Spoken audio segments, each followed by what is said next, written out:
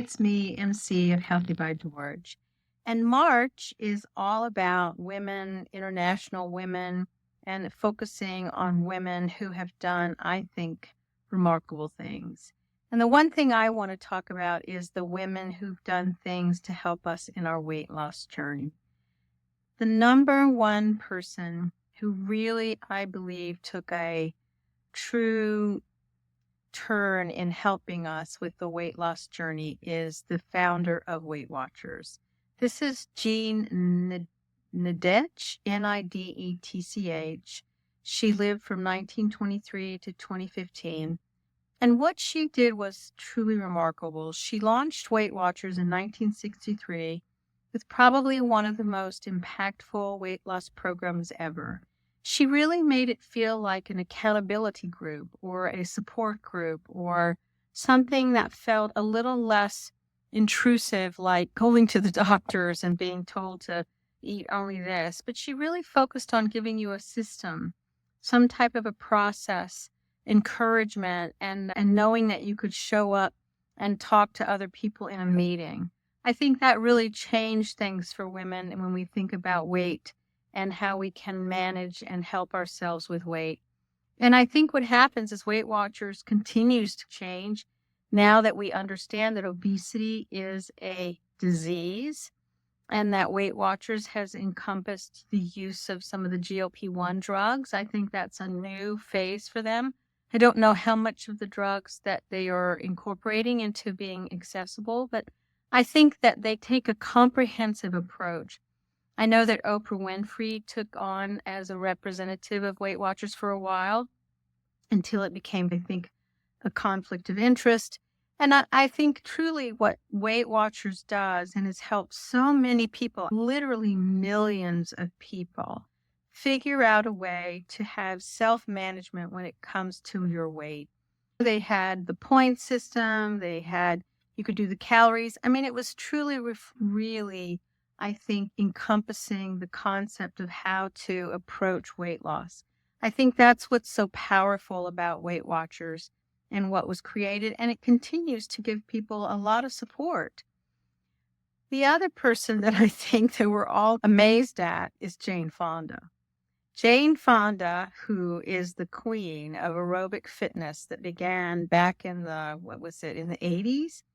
She was born in 1937, and truly what she did at that time was launch the Jane Fonda workout in 1982. It became the best-selling VHS tape of all time. It really popularized this idea of getting together groups of women, aerobics, embracing these exercises as part of weight loss and overall health.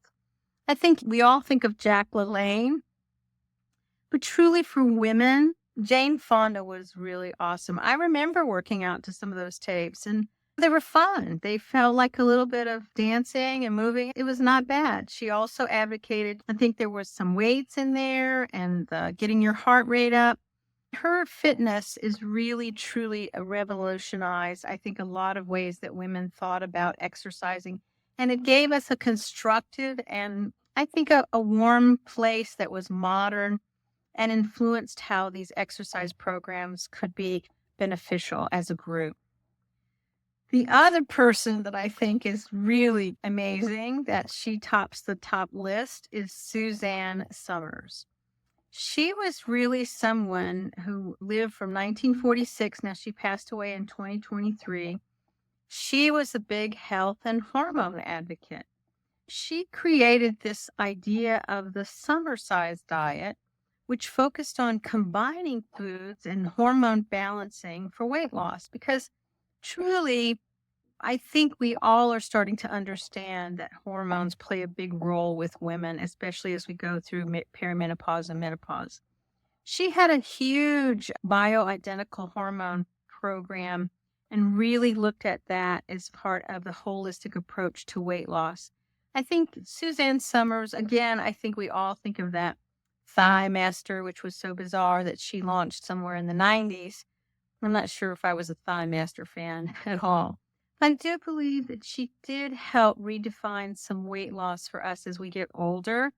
and we are focusing on how to deal with our hormones, our metabolism, our muscle tone.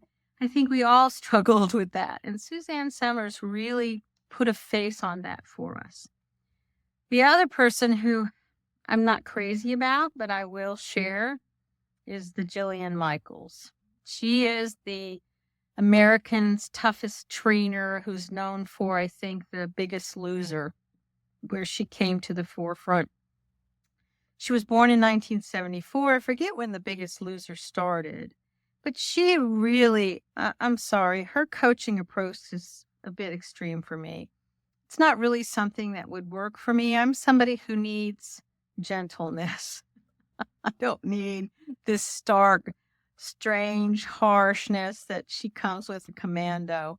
And I don't know how much that she really supports this idea of using tools such as GLP-1 drugs. I think she really falls into that line of somehow you are responsible and that you need to do what you need to do to show up. No excuses, keep it tough, go about doing what's needed, because it's not what you're doing. It's not your body, it's what you're doing and what you're eating. I'm not dealing with that, but she, has written many training books, strength workouts. She has mindfulness eating. I mean, granted, I think she might appeal to certain audiences, but not to me. I don't know. She's a really rough one for me. I don't know. I find her very harsh. I can't deal with harshness. I need kindness and love when it comes to weight loss journeys. The other person, which I'm not very familiar with, is Dr. Barbara Rolls. Apparently, she created this idea of volumetrics diet, which to me has a very interesting science-based approach to weight loss by using high volume foods that have low calorie. So that would be like really looking at food density, how it works with our hunger and our feeling of satiety. This idea of how there are certain foods that are nutrient dense, yet they won't make us feel satisfied.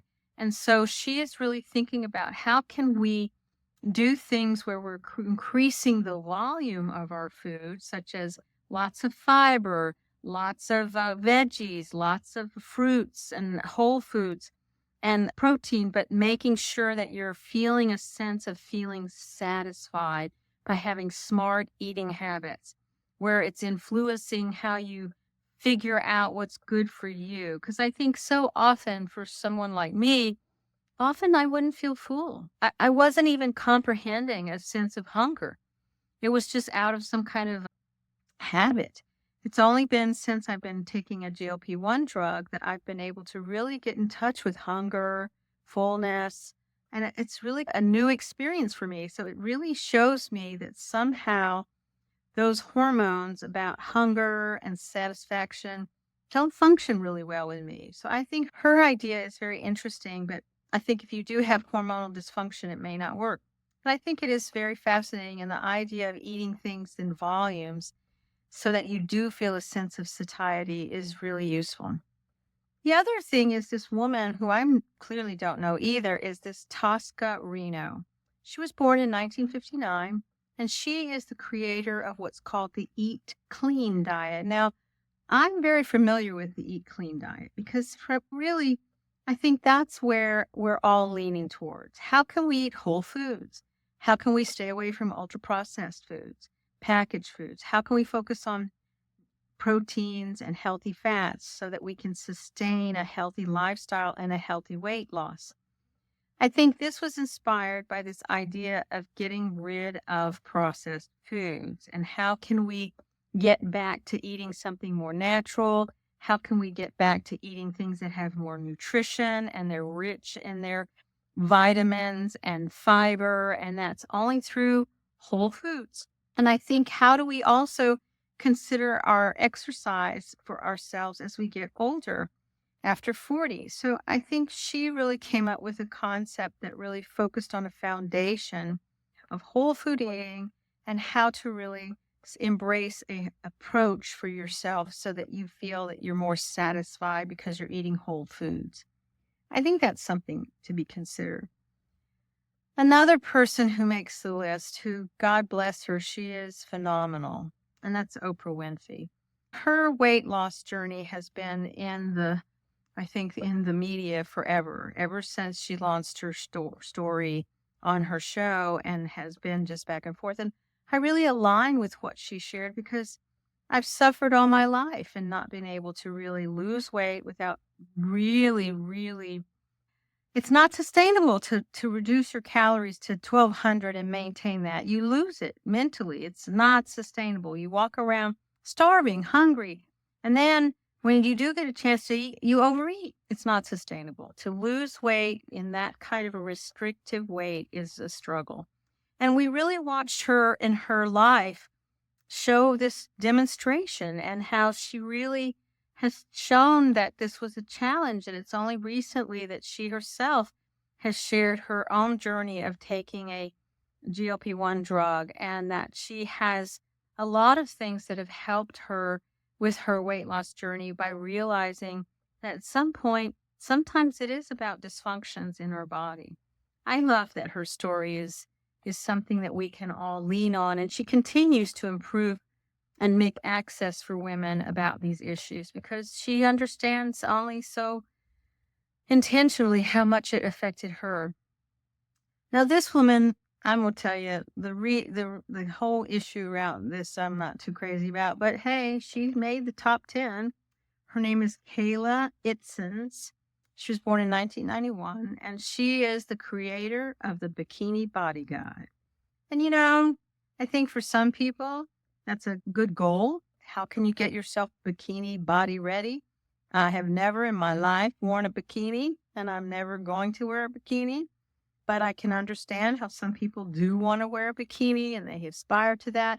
And so if you want to do workouts that help you transform your body so you are very bikini body ready, hey, why not? So Kayla Itsins, I think that's how you say her name. She created this, and let me tell you, she's got this app called Sweat.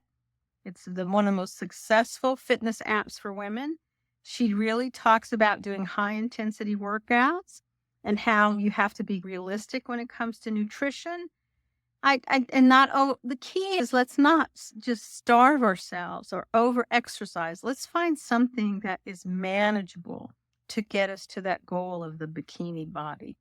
And I think that's what her approach is, although I don't know much about it and I'm not sure if I would want to learn.